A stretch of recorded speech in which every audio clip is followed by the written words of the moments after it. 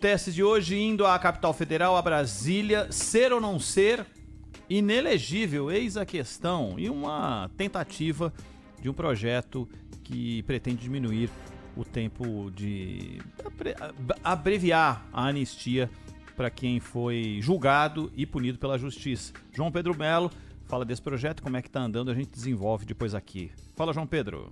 Depois de alguns dias de discussão, o projeto de lei que reduz o prazo da inelegibilidade de 8 para 2 anos tem dividido opiniões dentro e fora do Congresso Nacional.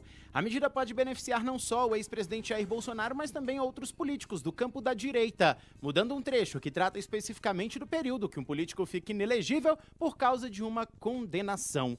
Entre os nomes que podem ser beneficiados estão a deputada Carla Zambelli, o ex-deputado Valdevan 90, o ex-deputado estadual do Paraná, Fernando Francischini, e o governador de Roraima, Antônio Denarium. O fato é que pelo menos 83% dos brasileiros são contrários à redução desse prazo, enquanto 14% estão a favor da medida.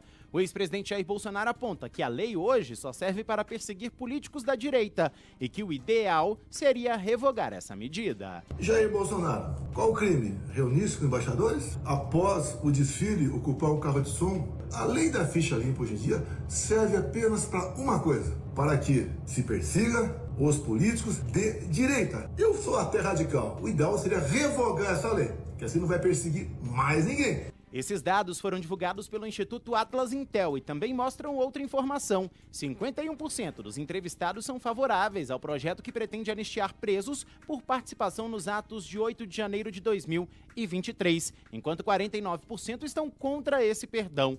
O cientista político Valdir Pucci avalia que uma parte da sociedade diz que os atos de 8 de janeiro foram apenas uma baderna e que essa mesma parte não avalia a situação com a devida gravidade que ela tem. Eu acredito que quando a sociedade ela entende que o que houve ali foi apenas uma baderna, nós estamos, na verdade, entendendo que toda a trama indicada pela Polícia Federal, ela não foi realmente uma trama que suscitava um golpe de Estado na visão de boa parte da população, ou melhor dizendo, dos entrevistados da pesquisa Atlas.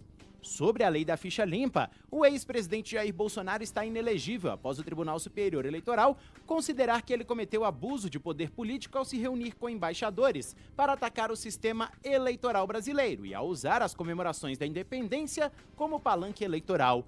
A lei em vigor no Brasil é de 2010 e prevê que, além do abuso de poder, políticos podem ficar inelegíveis por contas rejeitadas, condenações criminais ou improbidade administrativa. Essa mesma lei, quando foi sancionada, fixou o prazo de 8 anos de inelegibilidade para todas as hipóteses de condenação e acabou com a necessidade de que o político fosse condenado, em última instância, para ficar inelegível.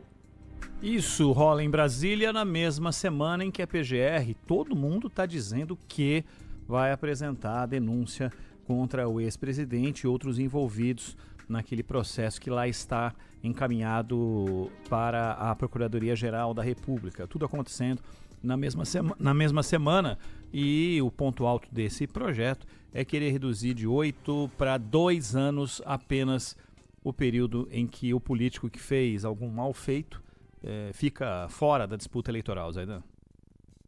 Essa redução é uma cretinice, né? Essa proposta é cretina, porque na verdade ela acaba com a punição. Ela se torna completamente inócua, você reduzir para 2 anos. Completamente inócua. Então é claro que isso não faz nenhum sentido e seria acabar com a lei. Você quer discutir acabar com a lei da ficha limpa? Discuta.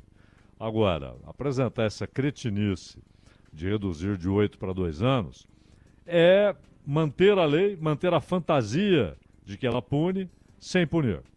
Então essa é uma cretinice, né? Além do mais, essa história de que a lei é para perseguir a direita, como disse o Bolsonaro, isso é um papo furado, né? Papo furado. O que existe basicamente é o seguinte, a questão está na punição.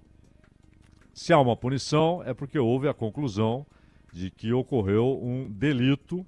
E aí nós estamos falando em questões eleitorais, crimes eleitorais, delitos eleitorais. É diferente da história da anistia. A lei da ficha limpa deve ser mantida como está. Como está. Condenação em segunda instância é isso que ela estabelece, né? E basicamente a inelegibilidade por 8 anos. Menos que isso, menos que esse prazo, não faz sentido. E 2 anos é deboche. 2 anos é deboche. É claramente dizer, não, a gente faz de conta que tem uma punição, mas não haverá nenhuma punição. Com relação à lei da anistia, é muito simples. Primeiro, é preciso encerrar todo o processo relativo às inúmeras etapas que se coordenam, que têm entre si um nexo e que formam um plano golpista. Encerrado esse processo, ou seja, para muito além do inquérito, né, recebimento de denúncia, julgamento, estabelecimento de pena para todos os que forem denunciados, ou absolvição, esse é o julgamento que vai determinar.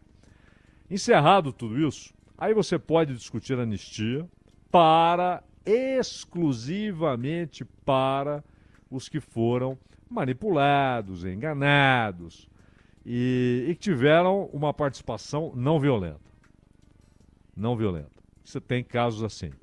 Agora, os que organizaram, financiaram, planejaram, elaboraram, aí você não pode discutir anistia. Aí não tem espaço para discutir anistia. Pela gravidade do que está sendo julgado. Inclusive, um dos elementos desse processo é uma tentativa de um atentado com uma explosão próximo ao aeroporto de Brasília. E não é que desistiram, arrependeram-se. Não, simplesmente não funcionou. O plano deu errado, né, Zaidan? Deu errado. Graças a Deus não funcionou. Não, o mecanismo não funcionou. Não explodiu. Né? Então, você pode discutir, depois de tudo encerrado, aí sim, ó, aquela gente que foi manipulada, enganada, que foi massa de manobra, vamos discutir os casos em que não houve qualquer violência. E aí podemos falar em anistia.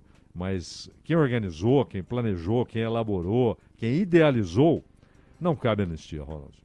Zaidan, e a expectativa, todo mundo dá conta de que a PGR, o Gonê, deve apresentar nessa semana ainda a denúncia. Tudo leva a crer que vai acontecer, aquilo que se espera já há vários meses, aconteça ainda dentro do mês de fevereiro. Sim, tem havido alguns vazamentos, né, de um suposto conteúdo do trabalho feito pela Procuradoria-Geral da República, mas é preciso esperar para saber exatamente o que diz a PGR, o que está no texto, quais denúncias ela apresentará formalmente. E aí é o Supremo que vai dizer: acato a denúncia, acato parcialmente, isso aqui não, isso aqui sim, ou tudo não, é com o Supremo.